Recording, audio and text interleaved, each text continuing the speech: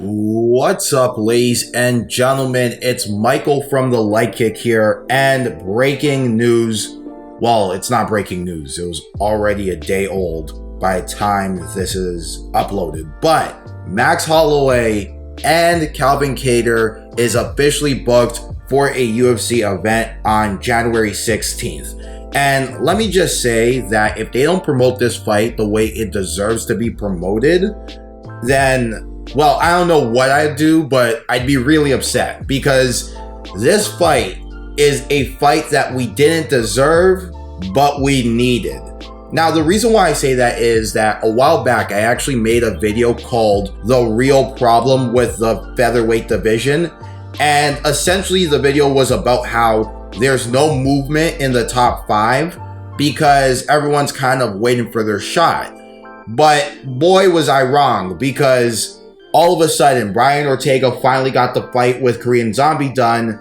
It looked like we were going to get Yair versus Zabit, but then Yair had to pull out. But that fight's still kind of in the air. And now Max Holloway has actually kind of decided to set his sights lower in the featherweight division. Now, I wouldn't say punched it down, but I would say that Max Holloway had a legitimate claim to say, let's run it back with Alexander Volkanovski, but instead decided to actually say, no, I'll work my way back up by beating someone in or around the top 5, as Calvin Kattar is really close to getting to that top 5 mark, number 6 ranked. You can make an argument he should be above Korean Zombie, but regardless, he's right there. And then after make my claim to a title shot, after the winner of Ortega versus Volkanovski, or at least that's how I think they're gonna play it. I think this is a good move for Max too, because as much as I thought he won the second fight, I think every hardcore fan and their mother would feel weird about a third straight fight between these two so close together, because this division needs to move. There needs to be some movement, and that was kind of the issue with the featherweight division to start out with, was everyone had legitimate claims to get a title shot right away, but because they didn't want to have one more fight before the title shot, they were kind of just in limbo. And now you're starting to see people start to make moves and guys start to face each other. And I think Max doing this almost acts like an example for a lot of guys. So now that Max has actually taken a fight against somebody who isn't Alexander Volkanovski and doesn't have the title for the first time in a long time, I think is a good decision. Now, on to Calvin Kattar, and I think it's a shame that he wasn't in UFC 3. That's why I had to select Jose Aldo as the opponent here. By the way, if you think I'm a noob in these games, deal with it. I'm not gonna lie, part of it is that I'm trying to make it 10 minutes. So I am kind of playing down a little bit, but regardless, I do actually suck at the game. So it's all good. Boy, that was a hell of a deviation. But anyway, back on Calvin Kattar. I think this is a great way to introduce him to the mainstream. Max Holloway does have mainstream appeal, especially in Toronto because his favorite team is the Raptors. So if you do beat Max Holloway, or at the very least, put on a great performance, it does endear yourself to the fans. And don't get it twisted, Calvin Kattar can fight. This guy took Zabit to the absolute limit, and he dominated Dan Ige relatively easy. I know Dan Ige was still competitive, but Calvin Kattar clearly decisively won that fight.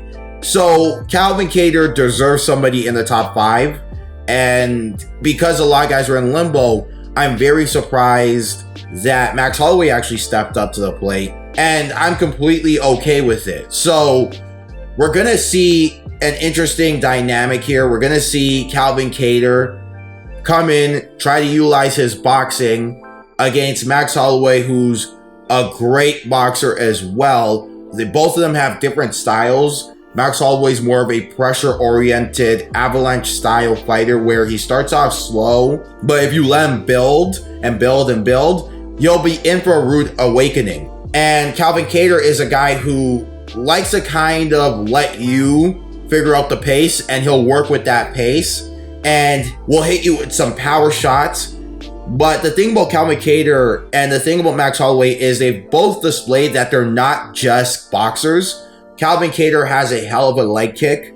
Max Holloway has a more variety of kicks. We saw in the second Volkanovski fight where all of a sudden he's using kicks a lot more.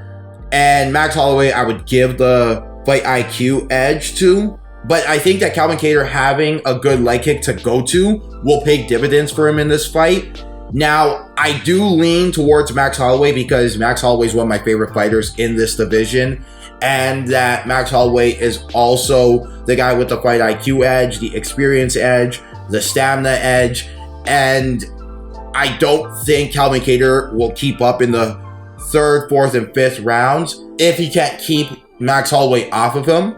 Or if we see signs of Max Holloway being able to keep a pressure or a pace on Calvin Kattar. But if Calvin Kattar can keep him at bay with a leg kick every once in a while and hit him with something hard, then I don't think this is out of the question for Calvin Kattar to win. I do think Calvin Kattar has a hell of a chance. If I had to say now, I would say 55-45 Max Holloway, which is extremely close. So yeah, it's up in the air. I'm really excited for this matchup. I'm very surprised that this matchup got booked and it's going to happen so soon, just given the circumstances of this division. But I'm very happy about it because we're finally getting some movement in this featherweight division where it matters. But comment below. Let me know what you think of this matchup. Let me know what you want to talk about next, because we actually do look at the comments. If people have noticed, I really make sure to reply to almost everything because we can. And until next time, I'm Michael from The Leg Kick, and stay safe.